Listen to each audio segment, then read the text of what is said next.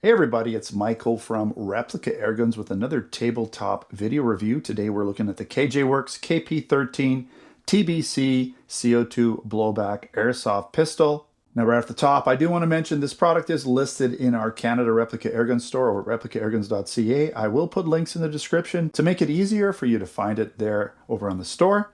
If you're from the US, we do have other Glock-ish looking airsoft pistols, possibly different brands. We just don't carry a lot of KJWorks products in the US at this time, but we do have other brands there and other Glock and other varieties of pistols for you to check out. So check out replicaairguns.us for those products.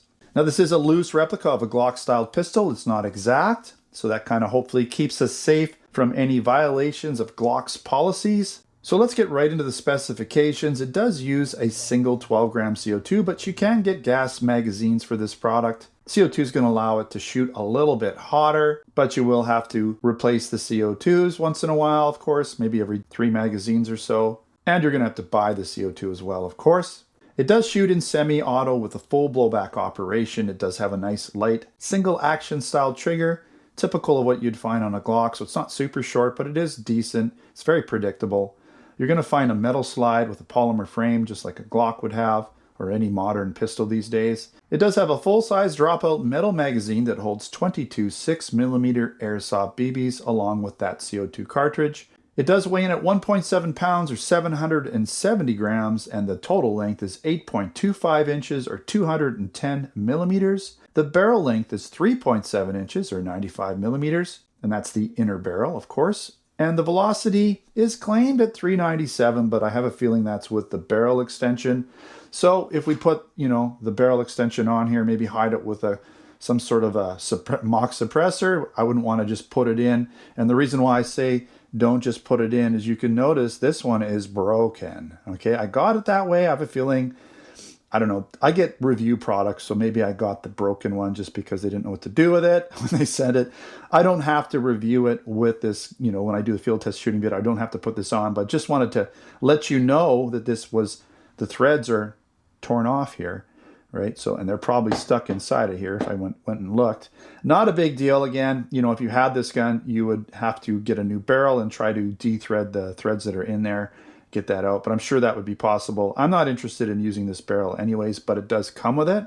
All that to basically say, without the barrel, it's going to shoot a little bit slower, probably closer to 320 to 360, somewhere in there. Now, like most Glocks, you've got that under barrel Picatinny rail for adding accessories, maybe some sort of laser or tack light. Those would be the most common ones. And there's also an under barrel safety incorporated into the serial number. So this little serial number here is actually a kind of hidden safety. You can move that the other direction to put the gun in safe mode, essentially, or fire mode, depends on which mode it's in, right? But it does switch back and forth. I'm trying to see which one it says. It does, I don't know. It's just got a little arrow on it. So it was this way, and I was pulling the trigger, so that's probably fire, and that way safe. Now this one has a fiber optic sight on the front. Nothing on the back, so no white dots or nothing. I'm not a big fan of that. It would be nice to have some sort of white, either that squared rectangular white markings or white dots would help to see the rear sight a little bit better. You're going to find adjustable hop-up. If you take the gun apart, field strip it, you'll be able to get access to the hop-up adjustments. And it does come in basic cardboard box, nothing to write home about. It's literally all black. I can't even show you the whole thing because I'm too zoomed in, but it's all black. There's really nothing on it than basically a UPC code for people to figure out their inventory and such, and when they're selling it, so they have the product number. Inside that cardboard box, you're going to have a manual. Okay, so you get the KP-13 manual, lots of these do's and don'ts, right? And then you have, information on loading, firing, inserting magazine, disassembly, all of that, right? Okay. And I'm trying to figure out, there was a little spring that came with this gun, and I can't figure out what it's for. I've been looking through the parts diagram, and I can't. I'll show it to you, but I don't know what it's for. It came with it. So there's some mystery spring that it comes with, and this is it here. So if anybody knows what this little spring is for, I couldn't find it in the parts diagram or anything. I don't know. It does come with little baggie of airsoft BBs that you're gonna run out of real quick. You've got your Allen key for tightening your CO2 in the CO2 mag version. And then this extended barrel, hopefully yours isn't broken. And lastly, it is made by KJWorks in Taiwan, and of course it does look a little bit like a Glock. So if we're comparing it and giving it some sort of whatever, this is the style, it would be similar to a Glock, right? That's what it is. Similar to, not the same. Okay, so at this point we're going to do a little walk around. Maybe we'll field strip it if I'm feeling, you know, adventurous. I haven't actually field stripped this one. I'm pretty sure it's just going to be standard Glock field stripping. So there again is your orange dot, red dot on the front. You've got this little threaded area, so that would be for adding the mock suppressor. And the reason you'd want to do that is to hide that barrel so the barrel doesn't, you know, isn't susceptible to getting broken like mine is. That would be the ideal reason to put a mock suppressor on here. You wouldn't want that barrel just sticking out because you're going to eventually break it. I'm sure it'll get bent and then it'll weaken and then it's going to get useless.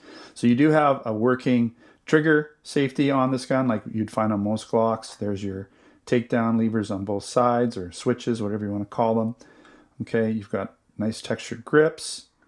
You've got your butt plate on the magazine there. So pop that out. So you've got a CO2 magazine. Underneath here would be the CO2 screw. It's a double stack configuration. Okay, you got the sides there so you can tell it right away if you got CO2 in it. Super easy. You do have the slide catch release here.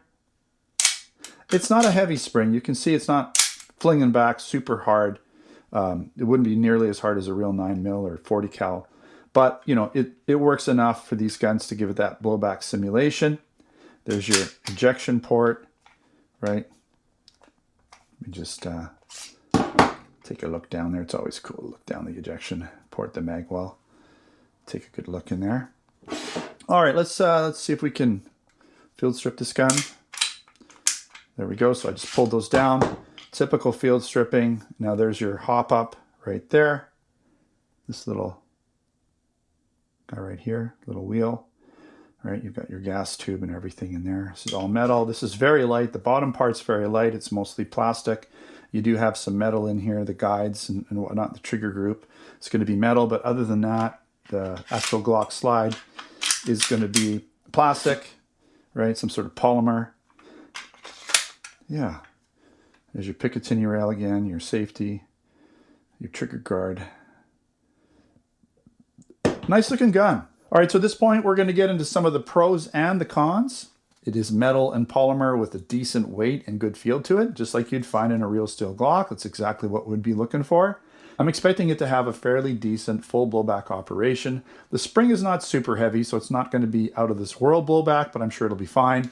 And as is with all KJWorks pistols, the fit and the finish is really good. It also comes with the high capacity, full-size dropout metal magazine that holds the CO2 in this case and the 22 rounds. It also has that backup well-hidden safety incorporated into the serial number under the barrel, so you could switch that over when you're not using it just to make sure little hands don't get at it and start shooting it for some reason. Not that you'd let that happen. It also has that working trigger safety, so you're not going to accidentally poke the trigger with a branch or something and shoot it accidentally. And it is super easy to see in all conditions with that fiber optic sight up front. Just wish it had something on the back. It also has all the typical working components you'll find on a real steel Glock, so function is very similar. And it does come with an extended threaded outer barrel for adding a possible compensator or mock suppressor. And like I showed you, it also comes with a barrel extension, so the inner barrel extension for higher velocity shooting. Now, it would make a good training weapon if you are used to using a Glock. So if you own Glocks, this would be a good training option. It's very similar. It would feel similar, shoot similar. Trigger should be pretty similar too. Now, it does come in tan and gray two-tone options as well. I have the black one here. I couldn't even find it on the website. So when they sent me this product, which was actually a few months ago, they sent it in black. I don't know if it's a one-off, but we do have it in the tan and gray two-tone options online. And I'll put, again, the link in the description to buy those guys. And like I mentioned, you can use CO2 or gas magazines. This one came with the CO2 mag, but you can buy gas magazines as well. And I also like that it's field strippable, which you're typically going to find with most full blowback airsoft pistols like this one. All right, a few cons. The sights are not adjustable. And I would have liked that rear sight to have had some sort of white outline like you find on a real steel Glock. They have that sort of rectangular white line that goes around the rear sight, helps you see everything in the back there. Would match up nicely with the fiber optic on the front. And the slide spring seems a bit light, But, you know, it's probably going to function just fine once you start shooting it. It just seems when you're releasing it, when you press that slide catch release and it snaps back, it just doesn't seem to have a real quick snapback. All right, that's about all the cons I could find at this time. I haven't shot it yet, so maybe we'll see when I shoot it. Is there anything good, bad? We'll find that out when I do the field test shooting video, so stay posted for that. Again, if you're interested in buying it, link in the description to buy it in our Canada store. If you're interested in other products, air guns, BB guns, airsoft guns, pellet guns, blank guns, and other accessories, then check out replicaairguns.ca for Canada and replicaairguns.us for the US. Thanks again so much for watching. Don't forget to subscribe. Check us out on Facebook, Twitter, and Instagram. Until next time, take care.